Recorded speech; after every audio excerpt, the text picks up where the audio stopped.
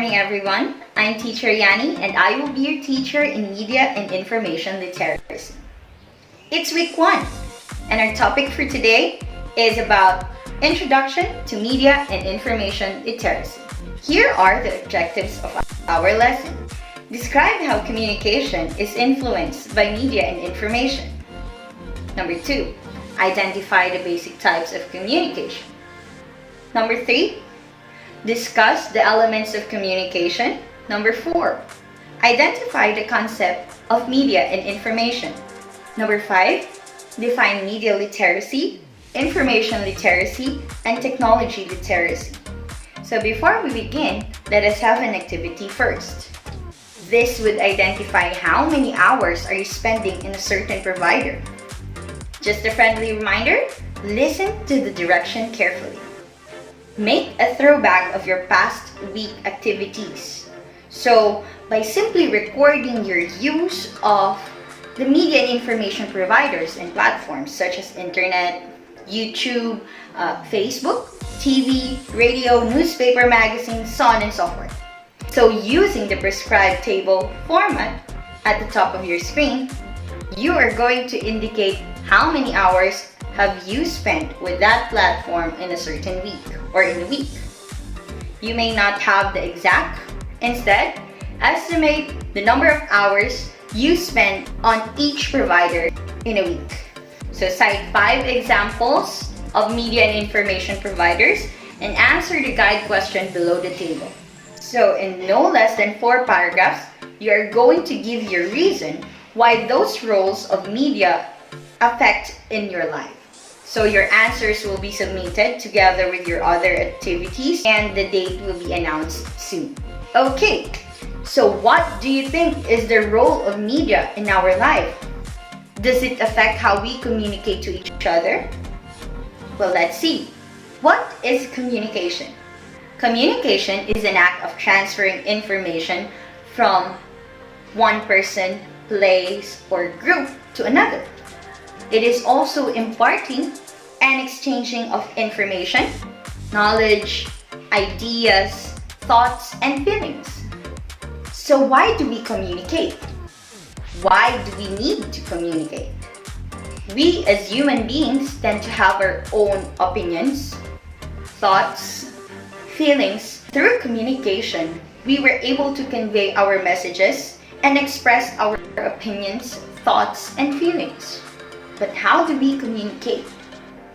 There are 2 kinds of communication, the nonverbal and the verbal communication. Nonverbal can be through signs, symbols, colors, gestures, body language, and facial reaction.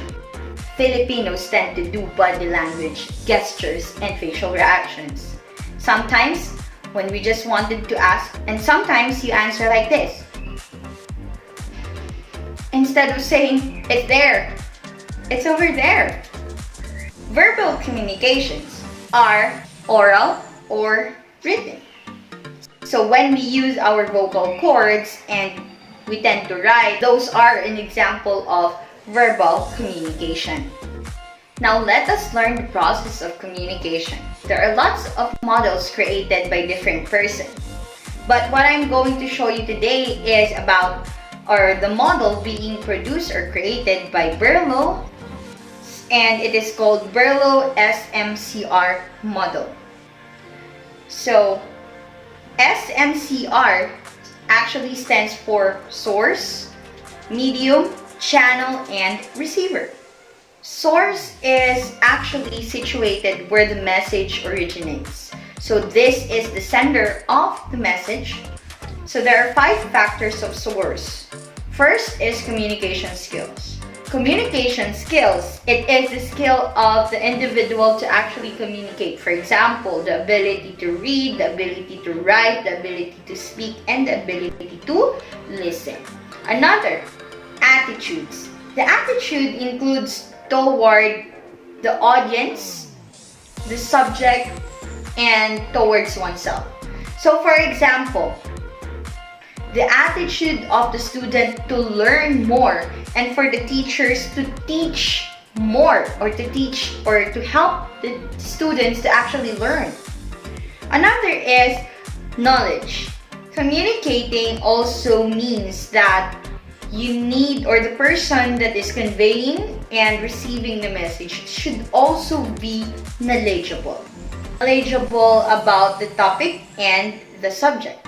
Another is social system. So the social system includes the various aspects of the society, like values, beliefs, culture, religion, and the general understanding of the society. Last is culture. Culture of the particular society also comes under the social system. So there. Another is medium. Medium, on the other hand, is used to send the message. First factor is elements. So it includes various things like language, gestures, body language, and they constitute all elements of a particular message. So any content is accompanied by these elements. Another, treatment. Treatment refers to the packing of message and the way in which the message is being conveyed, or the way it is being passed on or delivered. Another is structure. So the structure of the message refers to how it is being arranged. So the people actually structure the message into various parts. Last is code. The code of the message refers to the means through which it is sent in what form. It could be, for example, language, body language, gestures, music, and a lot more. Even culture is a code. So through this, people give and receive messages and communication takes place. Another is channel. It refers to the 5 senses or the 5 organs of our body. First is hearing, seeing, smelling, touching, and tasting. First is hearing. So the use of the ears to receive the message. For example, it is orally transmitted. So we need our ears to receive the message. Another, seeing.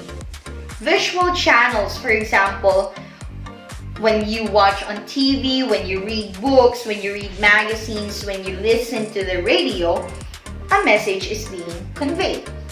Another is touching. So the sense of touch can be used to convey message.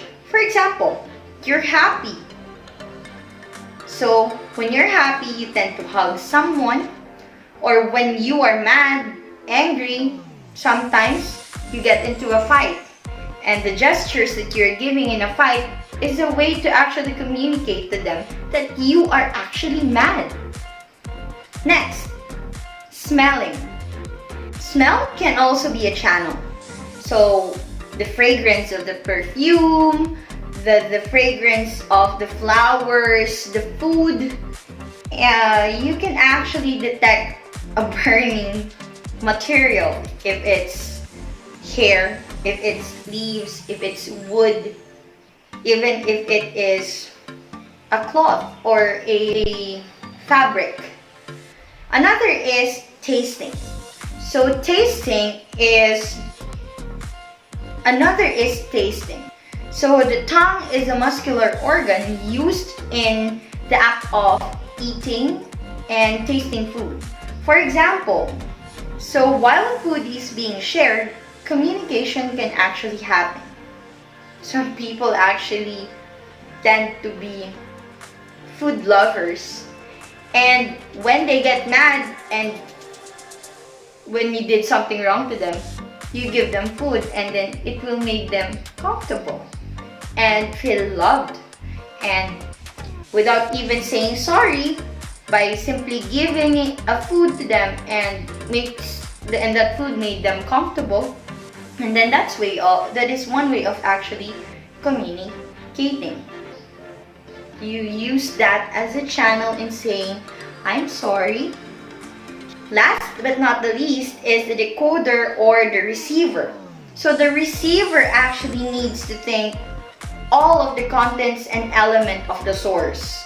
So the elements of the source should be present as well to the receiver. For example, communication skills, attitude, culture, knowledge, and social system.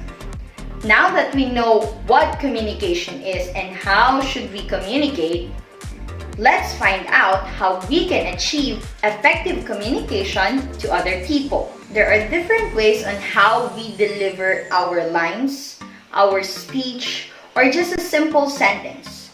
And through the help of the tone of the voice, the loudness, and the softness of the voice, we will be able to let our receiver feel what we want them to feel.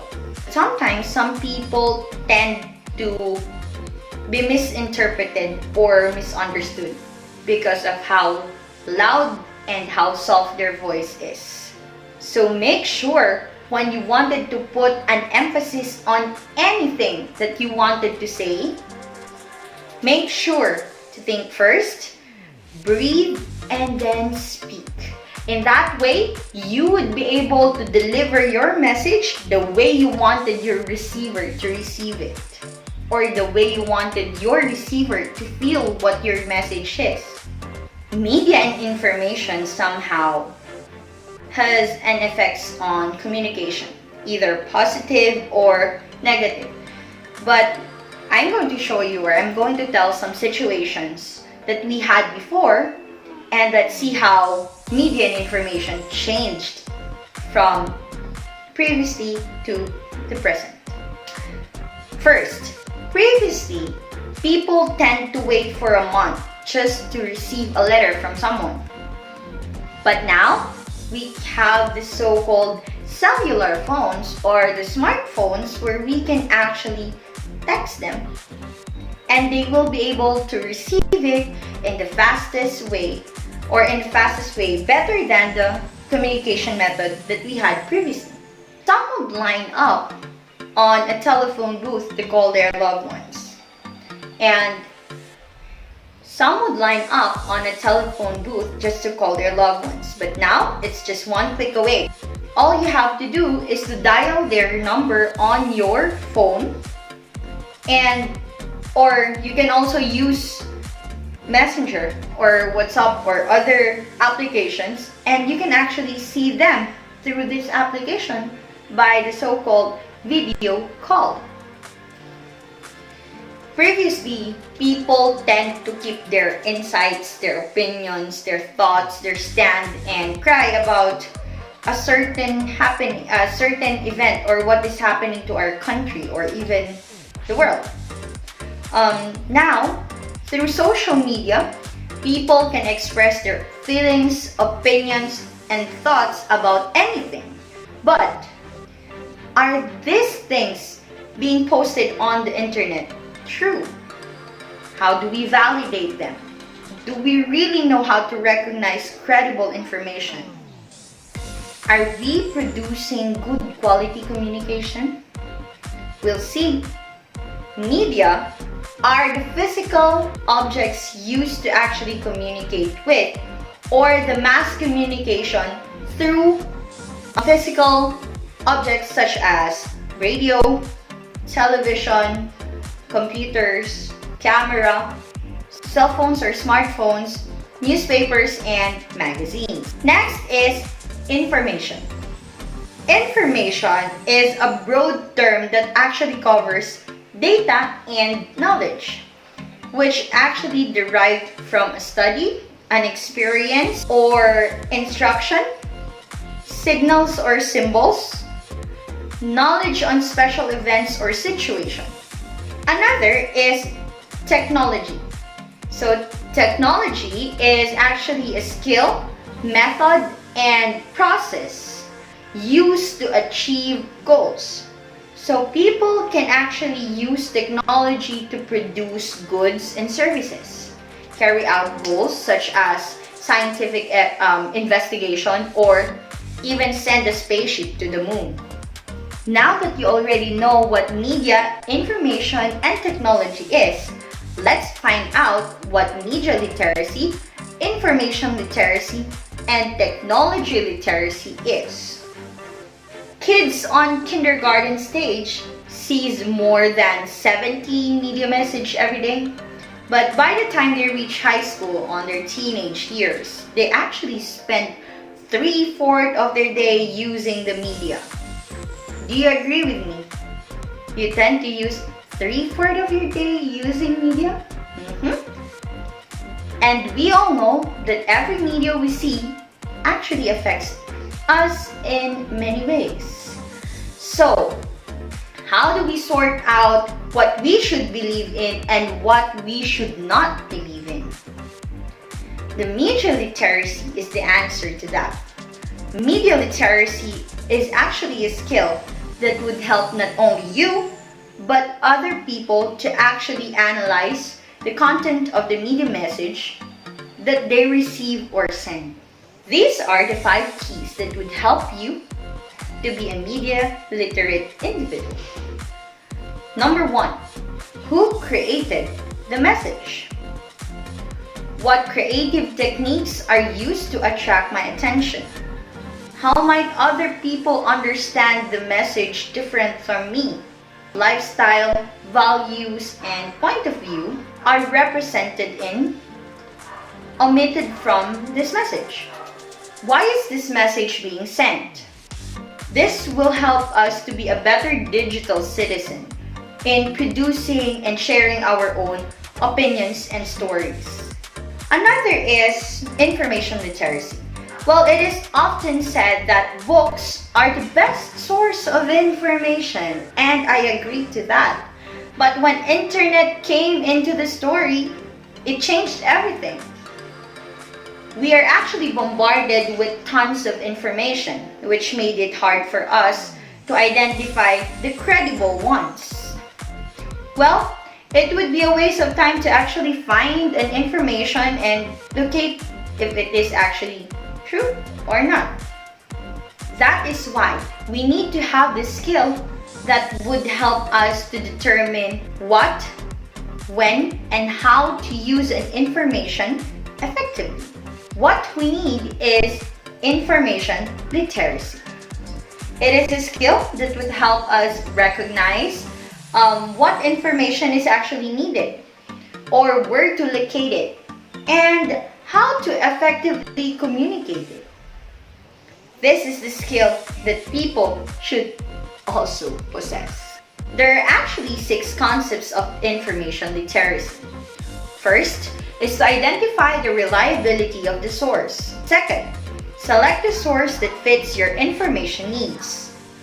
Third, know the information value or its importance. Next is to learn to organize and synthesize information. Another is to learn to give credit to where you got the information. Lastly is to identify and use the best research tool and use the correct keyword. Through this, you will be able to identify the reliability of the source of information. You would also know how to protect your personal information. You will understand that information in the social media is often biased or false. You'll also be educated in identifying scams and legit ones while buying on an online market. You will also recognize that intellectual property comes in many forms, such as photos, videos, and songs. And sharing these informations or these items actually requires a permission from the owner. Most importantly is that you will and you can have a well-informed conversation with others and be able to respect the different viewpoints. You're actually using social media every day, and you might have seen different types of information and shared it on your wall. Technology literacy. This is the ability to identify and use technology confidently, creatively and critically to meet the demands and challenges of living, learning, and working in the digital society. Being a digitally or technologically literate individual means you need to possess these four abilities. First, the ability to search, navigate, and locate information in the digital environment. Another is the ability to analyze, evaluate, and apply critical thinking skills. Third, the ability to create, construct, and generate digital artifacts and your digital identity.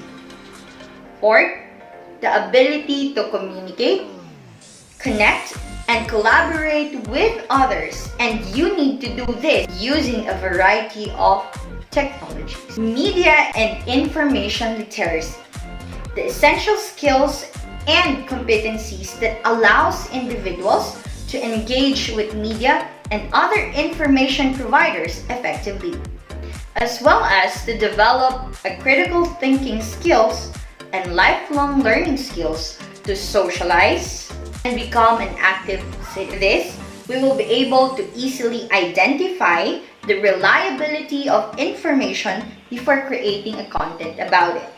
And through this, we will be able to express ourselves in using the different media and platforms with less fear, more empathy, and to make better decisions. Now, to check if you really understood the lesson, grab your pen and paper and answer the following. Remember to always follow the instruction, and you will be submitting your output together with your other activities on the announced date. So these are the directions. Based on studies, it is now a fact that citizens of the 21st century are dependent on technology. As a technology-inclined citizen, how would you go along in a scenario where upon waking up one morning, you found out no more media, internet, libraries, and cell phone? In addition to that, all newspapers and magazines disappeared while radio stations and TV stations, using the given questions on the screen, make an analysis that addresses the problem scenario. Being a responsible digital citizen is also being a responsible person. Your life in the digital world is not different from your life in the real world. Always make sure that whenever you are in the digital world or in the real world, you need to be the most literate person you can be when it comes to media and information. Through this, we will be able to live a stress-free life, a meaningful life, less worries, less fears, and a more empathic world. Don't you like that? Well, I hope you have learned a lot from today's lesson. If you have questions or queries, you can actually message me on our group chat and I will be answering that as soon as I have read it. So, for our next lesson, we will be talking about the similarities and differences among media literacy, information literacy, and technology literacy. Once again, this is Teacher Yani reminding you to spread knowledge, preserve your personal life, and keep what's private. Till we see you again next meeting. Bye!